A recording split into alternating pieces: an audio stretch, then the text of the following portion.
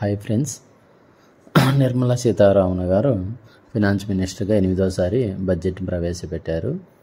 ఈ బడ్జెట్లో మనం మెయిన్గా చెప్పాలంటే కొన్ని మంచి రిఫార్మ్సే తీసుకొచ్చారు.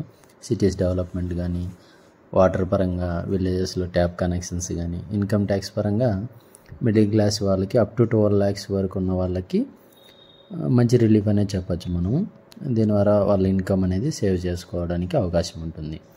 సో ఈ బడ్జెట్లో మెయిన్గా మనం మాట్లాడాలంటే మేజర్గా ఇన్కమ్ ట్యాక్స్ని అయితే బాగా తగ్గించారు. 12 lakhs వరకు అంటే మంచి రిలీఫ్ వచ్చింది మిడిల్ క్లాస్ వాళ్ళకి, మిడిల్ రేంజ్ ఇన్కమ్ ఉన్న వాళ్ళకి. శాలరీస్ వాళ్ళకైతే 12,75,000 వరకు కూడా ఎగ్జామ్షన్ అనేది ట్యాక్స్ ఉంటుందన్నమాట.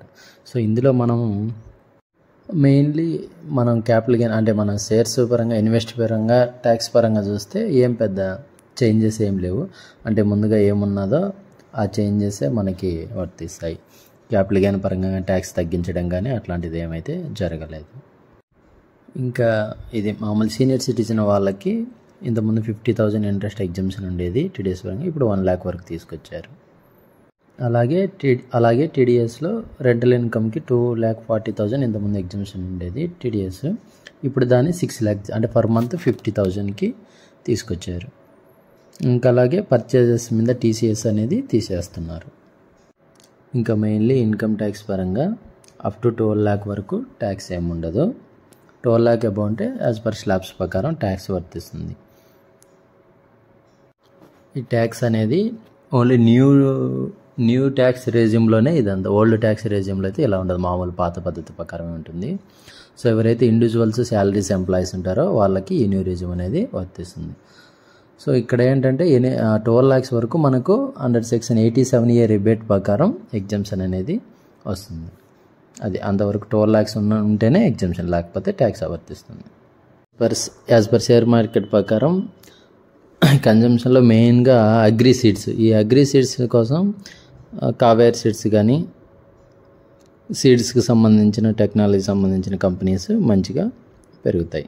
అలాగే నెక్స్ట్ కాటన్, టెక్స్టైల్కి సంబంధించి కాటన్ షేర్స్ కూడా ఇండియా కౌంట్ కానీ, వెల్సన్ కార్ప్ కానీ, అంబికా కాటన్ షేర్స్ పెరిగేదానికి అవకాశం ఉంది. ఫుట్వేర్ అంటే లెదర్స్, ఈ ఫుట్వేర్స్ కూడా డెవలప్మెంట్ అవకాశం ఉంది కదా. దీనిలో వచ్చేసి బాటా కానీ, మెట్రో బ్రాండ్స్ కానీ, లెదర్కి సంబంధించిన ప్రోడక్ట్స్ డెవలప్ అవ్వడానికి అవకాశం ఉంది కంపెనీస్. అలాగే టాయ్స్కి సంబంధించిన కంపెనీస్ కూడా పెరగడానికి, ఇందులో ఓకే ప్లే కానీ, అంటే టాయ్స్ బాగా ఎక్స్పోర్ట్స్ పెరుగుతుండడం వల్ల టాయ్స్కి మంచి అవకాశం ఉంది. అలాగే నెక్స్ట్ ఫుడ్ మ్యానుఫ్యాక్చరింగ్ కూడా డెవలప్ అయ్యాడు. ఇందులో అంబుజా ఎక్స్పోర్ట్స్ కానీ, హిందుస్థాన్ ఫుడ్స్ కానీ మెయిన్. తర్వాత ఐఐటి డెవలప్మెంట్ కోసం ఇండియా ఖర్చు బాగానే స్పెండ్ చేస్తుంది.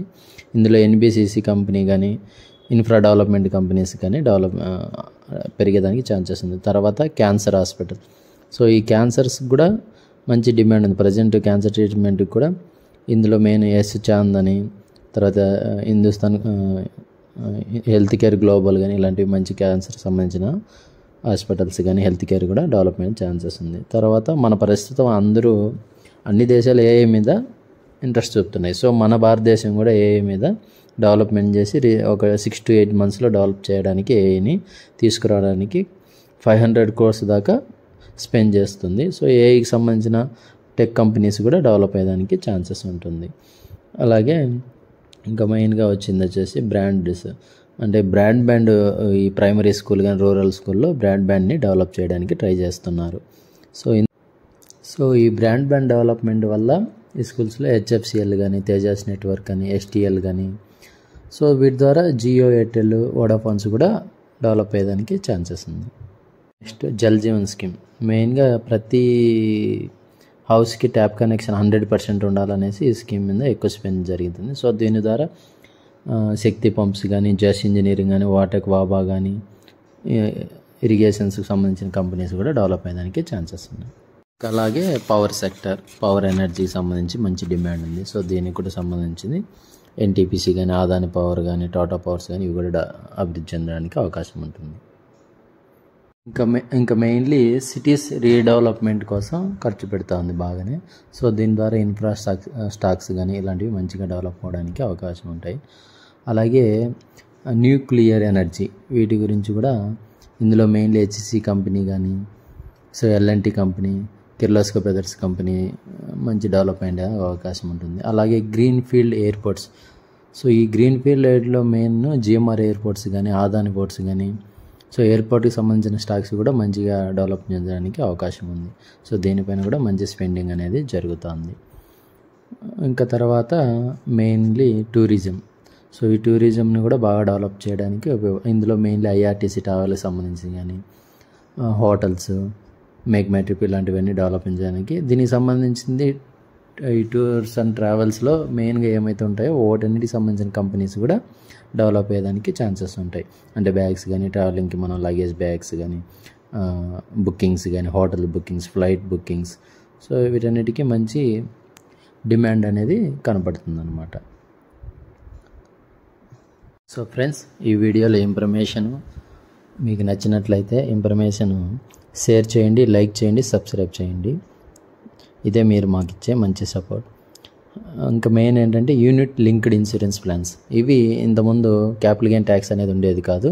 సో ఇప్పుడు క్యాపిటల్ గెయిన్ ట్యాక్స్ మనం ఎలాగ ఇన్వెస్ట్మెంట్ షేర్స్లో ఉందో, సో ఇదే ట్యాక్స్ ఇక్కడ కూడా వర్తిస్తుంది అనేసి ఈ బడ్జెట్లో నిర్మలా సీతారామన్ చెప్పారు. సో యూనిట్ లింక్స్ నుంచి జాగ్రత్త వహించండి.